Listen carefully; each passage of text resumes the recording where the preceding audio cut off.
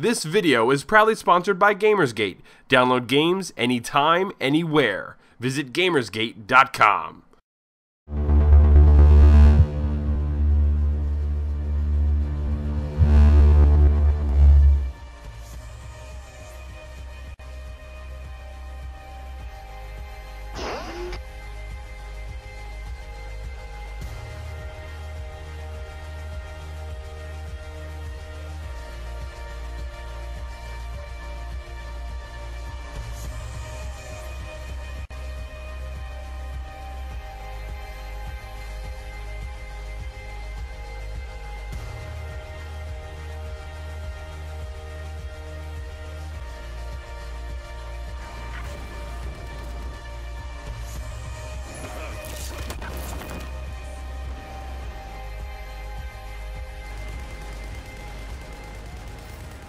With a marketing budget that would make most Hollywood executives drool, you've no doubt heard a fair deal about Battlefield 4, perhaps even played it, and with lingo like Levolution and only in Battlefield, it'd be easy to think that BF4 is just another first-person shooter with more style than substance. But not only is it awash with new things to blow up and sights to see, Battlefield 4 has turned out to be an improvement on its already fantastic predecessor, almost in every way, or at least every way that counts.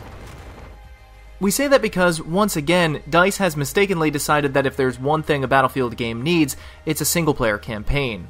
At this year's E3, they even went so far as to apologize for their lackluster efforts in Battlefield 3's single-player, while promising a more impactful, emotional, and engrossing narrative and gameplay in the 4th edition.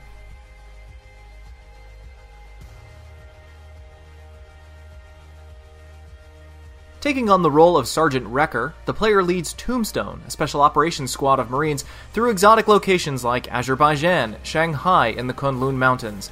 At first glance, the core of the plot appears to be Chinese political intrigue and the threat of a new world war between China and Russia on one side, and US and its allies on the other. However, all these somewhat interesting narrative directions take a backseat to the interpersonal drama within the Tombstone squad, particularly with regards to Sergeant Irish, competently played by Michael K. Williams. Irish's unwillingness to follow basic military protocol, chain of command, and common decency is made worse by the fact that you, as his commanding officer, is a silent protagonist. Making the main character mute isn't exactly unheard of in first-person games, but usually the writers circumvent this and make it work. In Battlefield 4, however, characters will often talk directly to you, even going so far as to ask you questions, leaving you with either an awkward silence or having one of your squad mates answer for you, which feels insubordinate. It left us confused and frustrated with the prevailing idea that the character we were playing was a horrible choice for commanding officer, and his squad mates were a bunch of egocentric teenagers. And I got the name Irish because I have a... Similar to the story, the campaign's gameplay also feels underdeveloped and rushed. Though it looks obviously gorgeous, and it's filled with plenty of bay explosions, it ultimately boils down to defending a point from a horde of enemies, or clearing out a linear path from an identical horde of enemies. There are a few instances where the game opens up and allows you to tackle the situation your way, even introducing some titillating stealth, but these are nothing more than rare teases at what could have been. If we could make a suggestion to DICE for their next single-player outing, it'd be to make use of the varied open-world gameplay that makes the multiplayer a hit. More original Crysis, less Call of Duty. But then, of course, you aren't really here for the single-player portion of the review, are you? The multiplayer of Battlefield 4 is, in a word, incredible. In no other game have we been able to follow our squad to capture a point controlled by the enemy, see them get gunned down from behind a corner, throw some C4 past the corner and net 3 kills from the blast, only to pick up our fallen comrade's medic kit and resurrect the whole squad. As if that wasn't enough, our squad then proceeded to jump into a nearby BTR-90 anti-infantry tank, drive it through a building, causing it to collapse on 2 of the enemy soldiers, killing them instantly and capturing the point. Then, while driving to the next objective, we got harassed by an enemy Apache helicopter. The resurrected medic, now carrying our dropped sniper kit, then proceeds to get out of the tank, shoot the pilot out of the chopper, steal the chopper from them midair, and help capture the next objective. Moments like this are rare and require a fair bit of luck or skill, but when they happen, Battlefield 4 truly lives up to the slogan, "Only in Battlefield." To those unfamiliar, Battlefield 4's multiplayer revolves around vehicular, objective-based gameplay, where team play and strategy are often important factors. Modes like Conquest, Obliteration, and Rush are all designed around this core concept, with objectives like capturing and holding bases, and protecting or destroying intelligence caches. New to the Battlefield ensemble here is Obliteration, where both teams fight over possession of a bomb randomly placed on the map. The goal of the game is to plant said bomb at one of the 3 enemy bases and prevent it from being defused until it blows up. It's a great addition that constantly moves the contention points around on the map depending on which route the bomb holder chooses to take, making for some great and unorthodox encounters. Despite Battlefield's fame for all-out warfare, there are also plenty of modes and maps that support infantry gameplay that's more suited to those who want to try their luck absent of teamwork. Domination, Team Deathmatch, Squad Deathmatch, Defuse, and Rush are all pretty much infantry-exclusive modes, with Defuse being a new esports-friendly, no-respawn, arm and disarm game mode. But the other game modes aren't entirely without hiccups. When these modes are played on maps clearly designed with large-scale conquest in mind, it leads to frustrating stalemates and games of sniper whack-a-mole. Luckily, the maps Flood Zone, Hanan Resort, and Gulmud Railway avoid these pitfalls. Like the third game in the series, Battlefield 4 uses EA's pride and joy stat tracking, match finding, and friends listing service Battlelog. This time around, Battlelog is also available in-game and on consoles. Instead of the flat progression system, Battlefield 4's unlocks and points are split into 3 tiers. You can unlock weapons, attachments, camos, and weapon paint jobs through either accumulating points and leveling up your different classes, unlocking new battle packs through level checkpoints, or completing special assignments. It's a pretty great change-up since now it'll take much longer to unlock everything in the game, keeping it interesting and goal-oriented for the millions of completionists out there. Despite this, and due to the sheer number of weapons, attachments, and paint jobs available, it never feels like you've gone too long without something new to play with. Speaking of weapons, not only are there over 90 weapons with over 20 attachments each, and over 100 paint jobs, each and every one of them feels unique and impactful, suited for their own situational use. A handful of the guns are flat upgrades of each other, but these are very minor statistical differences, and even then, they'll usually sport different available attachments, making them suited for a different style of player preference. Most of the vehicles have returned, along with a few notable additions. There are now several different attack boats that function more or less like speedy tanks on water, dominating the waves on maps where water is a constant. Some jets can now carry dumbfire bombs, able to down buildings and obliterate vehicles in a single flyover.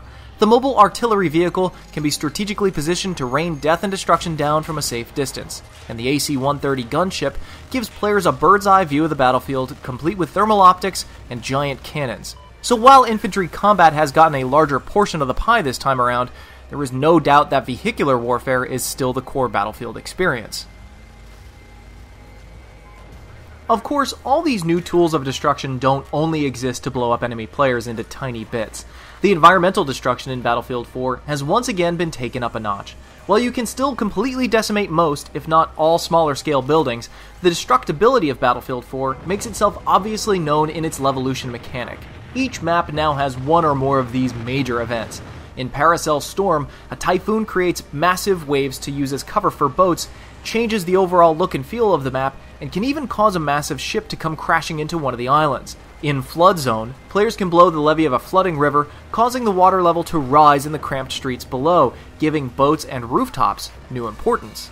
Beyond these major events, players can also initiate cool little micro-levolutions. Shooting a fuse box will turn the lights off, disorienting other players. Blowing up a bridge will deny cavalry safe passage. Locking off different sections of the map will force the enemy to take a different route. And detonating stationary explosives on Gulmud Railway will instantly destroy vehicles caught in the blast radius.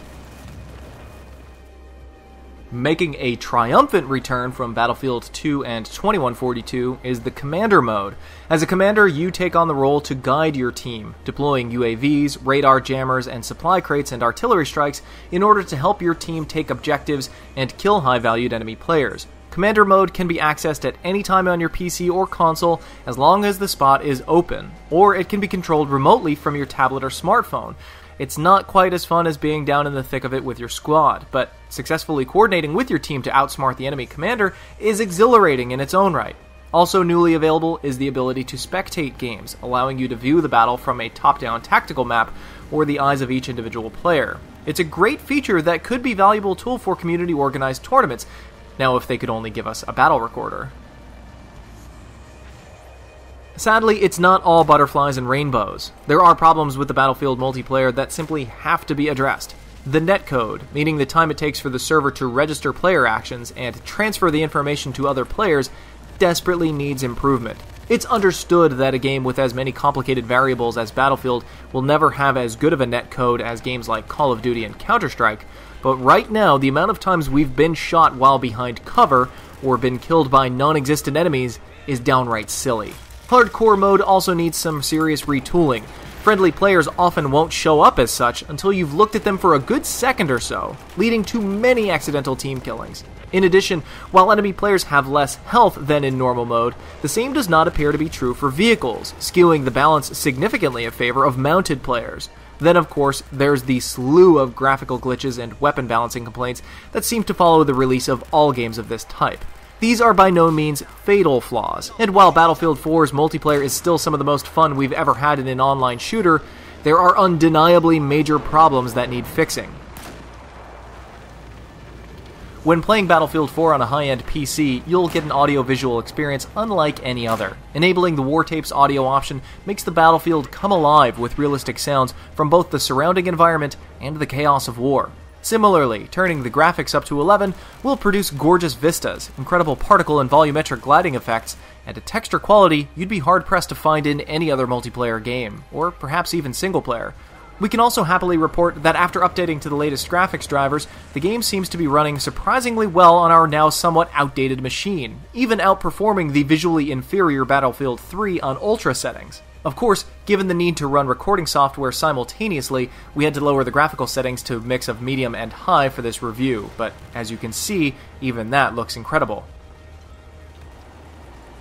While the single-player campaign leaves a lot to be desired, Battlefield 4 is an absolutely fantastic game that takes its tried-and-true multiplayer formula to new and thrilling heights.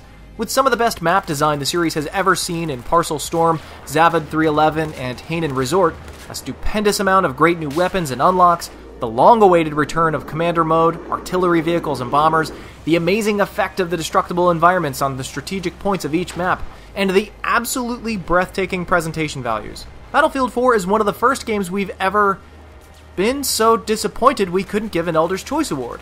Sadly, the problems with the netcode is just too important to overlook.